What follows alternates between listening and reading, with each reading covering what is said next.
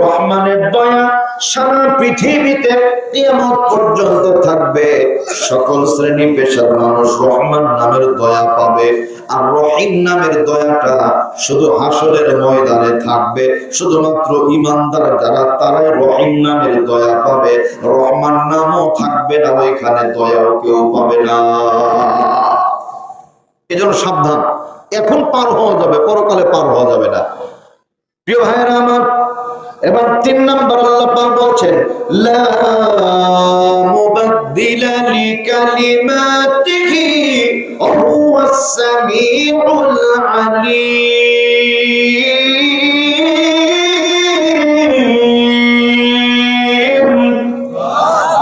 লা মুবাদদিলা লিকালিমাতিহি, আল্লাহর কথায় কোনো পরিবর্তন হয় না। এই মসজিদ প্রতিষ্ঠা বেশ কয়েক বছর হয়ে গেল প্রতিষ্ঠিত হওয়া। আগে নামাজের শুরুতে পড়া হতো সূরাতুল ফাতিহা। তাতিয়ার বাবা ভাইরা, এখন নামাজের শুরুতে কোন সূরা পড়া হয়? সূরা ফাতিহায় পড়া হয়। আগামী কালকে আমি যদি ইমামতি করার সময় সূরা নাস বা ফালাক দিয়ে শুরু করি, আপনারা কি কেউ মেনে নেবেন? তার মানে সহজ কথায় বোঝা যায়, আগেও সূরা ফাতিহা, এখনো নামাজের শুরুতে সূরা ফাতিহা, কিয়ামত পর্যন্ত সূরা ফাতিহা দিয়ে নামাজ পড়ানো হবে। তার মানে আল্লাহর কথার মাঝে কোনো পরিবর্তন নাই। বুঝলে একটু জোরে বলেন আলহামদুলিল্লাহ। আল্লাহর কথা জানাই, ঠিক না? ঠিক বলেন ভাইরা আমার। চুল দাড়ি গোঁফ নিয়মিত কাটতে হয়, কিন্তু চোখের ভুরু কাটার প্রয়োজন হয় না। লা মুবাদদিলা লিকালিমাতি, আল্লাহর কথার কোনো পরিবর্তন হয় না। বলেন মারহাবা। এটা বললাম কেন? একটা কারণ আছে। আলোচনাগুলি একটু বাস্তবতার সাথে মিল হবে। আপনাদের কষ্ট হবে? কষ্ট পাবেন আপনারা? বাংলাদেশ সংবিধানে সংযুক্ত করা হয়, আল্লাহর মেহেরবানি শান্তি দিবেন কে? আলহামদুলিল্লাহ বলেন। বাস্তব প্রমাণ খেয়াল করেন, মক্কা এবং মদিনায় হাজার হাজার আইন চালনায়, আইন চালনা আছে মাত্র 3টা। মহাব্বতে বলেন কয়টা? 1 নাম্বার, চুরি করলে হাত কেটে দেওয়া হয়। মক্কা এবং মদিনায় নামাজের সময় যখন হয়ে যায়, মানুষজন দোকান খোলা রেখে নামাজে চলে যায়। সোনার দোকান, হীরার দোকান, চাঁদির দোকান খোলা রেখে চলে যায়। আল্লাহর মেহেরবানি চুরি চামারি হয় না। তার কারণ চুরি করলে হাত কেটে দেওয়া হয়। জানের ভয়ে কেউ চুরি করে না। বলেন আলহামদুলিল্লাহ। 2 নাম্বার, কেউ যদি জিনা করে, ব্যভিচার করে, বিবাহিতা নারী পুরুষ যদি হয়, শরীয়তের বিধান হলো মাজা পর্যন্ত বা বুক পর্যন্ত মাটির নিচে পুঁতে দিয়ে, গেড়ে দিয়ে, দূর থেকে পাথর মেরে মেরে রজম করা, হত্যা করা।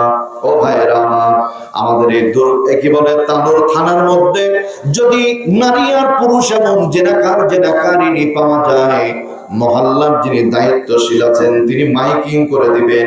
Electric media, printing media, social media সব থাকবে, বিচারক মন্ডলী থাকবে, মহল্লার মানুষজন থাকবে। নারী পুরুষ, বিবাহিত বিবাহিতা 2 জনকে যদি জনগণের সামনে হত্যা করা হয়, জেনা বন্ধ হবে, ধর্ষণ বন্ধ হবে, ইফটিজিং বন্ধ হবে, মায়ের চোটে যুবকের স্বপ্ন দোষ পর্যন্ত বন্ধ হয়ে যাবে। বড় ভাই ঠিক আছে না কথা? একবারে খাপে খাপ। তার মানে মূল বিষয়টা বুঝেন, এখানে আল্লাহ রাসূলের বিধান আমাদের দরকার, ঠিক না? ঠিক ভাই। 3 নাম্বার, বাংলাদেশে গাড়ি চলে রাস্তার বাম পাশ দিয়ে, গাড়ির গতি যদি 70, 80, 100 হয়ে যায়, রোড অ্যাক্সিডেন্ট করে, ড্রাইভার রুকুর কায়দায় মারা যায়, হেল্পার সেজদায় কায়দায় মারা যায়, আর সুপারভাইজার আত্তাহিয়াতুর বৈঠকে মারে, বাপরে বাঁচাও জীবন শেষ, ও মারা যায়। শান্তি নাই। মক্কা মদিনায় রাস্তার ডান দিক দিয়ে গাড়িগুলি চলে, আলহামদুলিল্লাহ বলেন। রাসূল বলেন, মান হাব্বা সুন্নতি ফাকাদ হাব্বানি, যারা আমার সুন্নাতকে ভালোবাসে তারা আমাকেই ভালোবাসে।